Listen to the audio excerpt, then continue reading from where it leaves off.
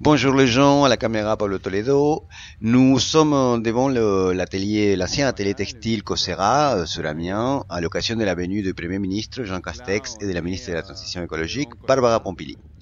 Ils sont venus prendre connaissance du projet de reconversion des friches, puis échanger avec les acteurs de la lutte contre l'artificialisation des sols.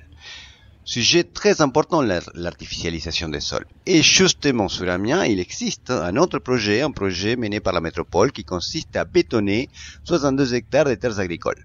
Dans un premier temps, il s'agit du projet des ZAC Borelia 2 dans le quartier de Renancourt, donc à l'ouest d'Amiens, et en même temps, à l'est d'Amiens, la décision vient d'être prise d'étendre la ZAC Jules Verne, provoquant la disparition de plus de 70 hectares. Ce sont donc déjà 132 hectares de terres sacrifiées sur le long terme. Quand le projet Borelia 2 a été présenté par la métropole, j'avais pris le micro pour dire au président de la métropole, M. Alain Geste, que 62 hectares artificialisés, c'est énorme. Il m'a répondu que c'est très peu vu la taille d'une ville comme la nôtre. Donc pour moi, un hectare, c'est 10 000 mètres carrés, n'est-ce pas? Donc 62 hectares sont 620 000 mètres carrés et 132 hectares font 1 320 000 mètres carrés, c'est-à-dire à peu plus de 325 stades de foot. 325 stades de foot bétonnés en 2022. Voilà de quoi on parle ici, voilà le sujet. Ce sont donc des terres agricoles sacrifiées pour faire des entrepôts liés à la logistique. Qu'est-ce qu'on fait là ce matin? Pourquoi est-ce qu'on vient manifester?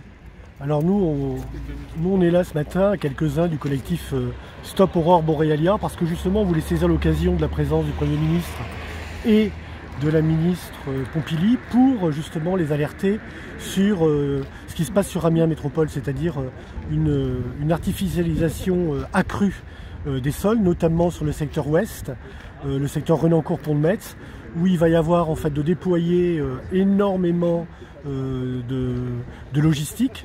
Et nous on s'oppose à ça parce qu'en fait on veut préserver les terres agricoles, on veut aussi préserver la biodiversité.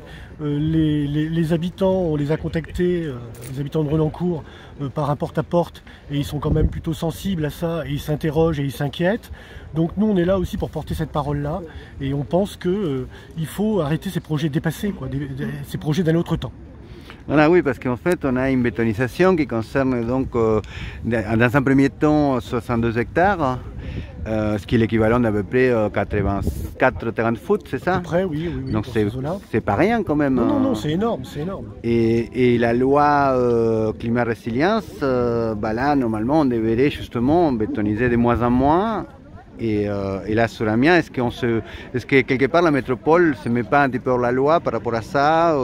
Si, elle se met hors la loi complètement. Et d'ailleurs, c'est là où on se rend compte qu'ils veulent à tout prix passer en force, puisque normalement, la ZAC Borealia 2 doit être actée lors du Conseil métropolitain du 17 mars. Donc en fait, comme disait Émilie Thérouin tout à l'heure, une élue d'Amiens Métropole, c'est demain, quoi. C'est demain. Donc là, le but, c'est aussi d'agir au plus vite. Donc on est sur le terrain, on occupe le lieu là actuellement, ici sur place, mais en fait on est empêché en fait de pouvoir s'exprimer, puisqu'on nous interdit le passage. On ne sait pas si on pourra rencontrer la presse, qui est vraiment quelque chose qui pose un problème démocratique. On n'est pas contre le fait d'installer des choses, mais en tout cas pas ce genre de projet néfaste, type Amazon, type bétonisation à outrance, et ça, nous, on est contre ça, quoi. Alors, pourquoi est-ce qu'Amiens est hors la loi, du coup, sur cette question-là? Il y a la loi résilience et climat qui prévoit zéro artificialisation nette d'ici 2030. Donc qu'est-ce que ça veut dire? Ça veut dire que normalement ils n'ont pas le droit d'artificialiser plus de 9 hectares par an. Mais sans compter le projet Borealia, là avec ce qu'ils nous font à Poulainville et à la ZAC Jules Verne vers Glizy, on est déjà à 13 hectares par an. Plus il y a ce projet Borealia 2 qui pourrait être en deux phases. D'abord 62 hectares, donc c'est énorme, plus éventuellement 130 hectares, donc il faut se rendre compte la totalité.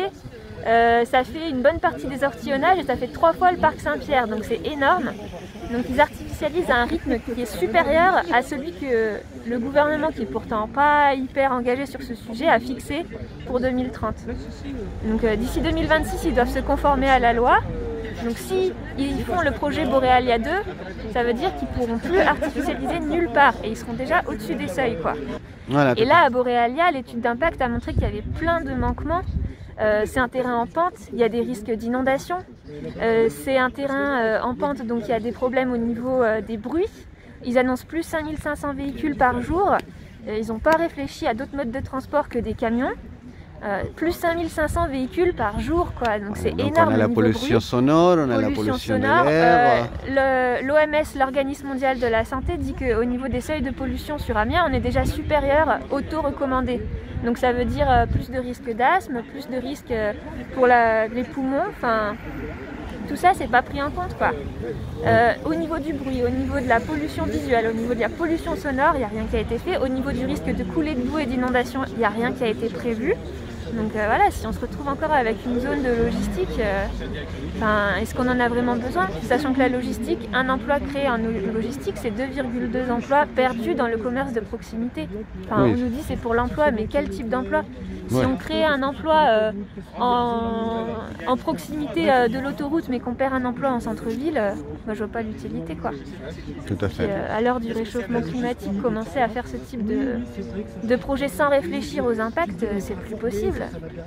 Donc voilà, Amiens hors la loi, ils doivent respecter la loi résilience et climat. Il y a le Premier ministre et la ministre de la Transition écologique qui sont à l'intérieur. Nous, on est dehors, on a été arrêtés par le cordon policier. On n'est pas invités. Voilà, on n'est pas invités. Alors que pourtant, le sujet, c'est l'artificialisation des sols. Et justement, il y a le projet Borrelia, donc en toile de fond. Donc vous habitez sur place, vous êtes à J'habite à côté, Renancourt. juste à côté, j'habite en face, quoi. Et du coup, comment ça se passe? En fait, c'est une vallée qui est déjà propice aux inondations.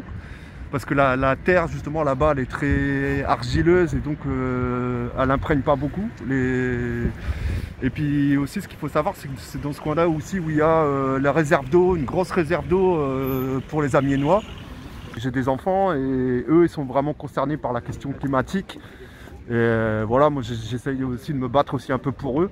Parce que là, je pense qu'on est d'accord qu'on arrive à un moment où il faut être sérieux, quoi. Il faut vraiment faire des choses. Et là, le genre de projet Borrelia, ça va pas du tout dans ce sens-là, quoi. Au contraire, on parlait du monde d'après. Quand il y a eu le premier confinement, en fin de compte, on est revenu dans le monde d'avant, les deux pieds dedans, quoi. Tout à fait, ouais. Voilà. L'argument de l'emploi, pour moi, il est bidon, quoi. C'est ce qu'on dit un peu aux habitants là-bas. Oui. Après, on leur explique pas qu'ils vont avoir 5500 camions qui vont passer tous les jours à côté de chez eux. Alors après, toujours Alain Geste, il est bien content. Il dit ouais, c'est juste à côté de l'autoroute, les camions, ils vont pas rentrer dans la ville. Mais nous, on habite là. Ah oui. On fait partie de la ville d'Amiens aussi, donc bon.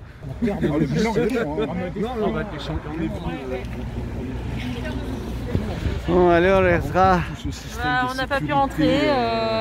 On n'est pas tous les mêmes élus de la République. Apparemment, il y a les élus de la République VIP qui peuvent rentrer. Nous, on n'est pas acceptés. Voilà, on est filtrés. Même la rue, qui est un espace public, est bloquée. Ouais, c'est quand même sidérant. On est donc à Cosra. Il y a le Premier ministre qui est là ce matin sur Amiens. Et même les élus n'ont pas pu, vous n'avez pas pu rentrer quand même. Les élus, les habitants, les militants associatifs qui habitent le territoire ne peuvent pas s'exprimer sur un projet qui concerne leur territoire. Ils ne peuvent pas non plus s'exprimer sur les demi-mesures et le greenwashing et l'hypocrisie, parce qu'en fait là on vient de parler de la réhabilitation d'une friche qui est l'ancienne usine Cosra. Et en fait, en parallèle, on continue à Amiens à artificialiser des sols avec l'extension de la zone d'activité Borrelia 2. Donc c'est une totale hypocrisie d'Alain Geste et de Brigitte Fourré. Oui, parce qu'effectivement, il parle donc là des 62 hectares. Alors moi, à l'époque, il y a quelques mois, quand Alain Geste il avait lancé le projet, justement, on lui avait dit, 62 hectares, c'est quand même énorme pour bétoniser des terres arables. Et c'est l'équivalent des 84 terrains de foot, donc histoire de faire un peu une idée.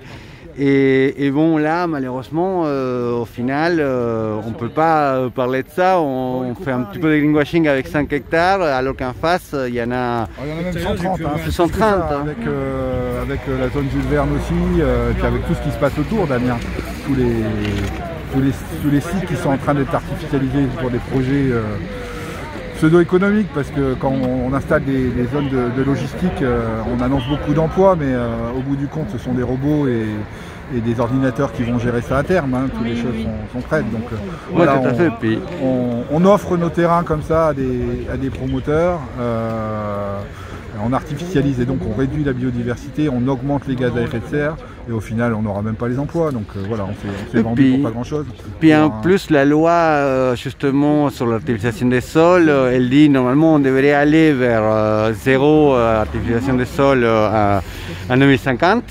La loi climat résilience et là sur Amiens finalement on en est on va dans le sens inverse quelque part. Ah oui, ça augmente d'année en année, oui, donc on est très loin du compte. Hein. De toute façon, même Alain Geste avait annoncé qu'il ne voudrait pas appliquer cette loi. Donc même la loi qui avait été déjà dénoncée par les acteurs de l'environnement en disant qu'elle n'était pas assez exigeante, ne sera même pas respectée par les acteurs locaux et on vient leur donner un blanc-seing avec l'accord du gouvernement de Castex et Pompili.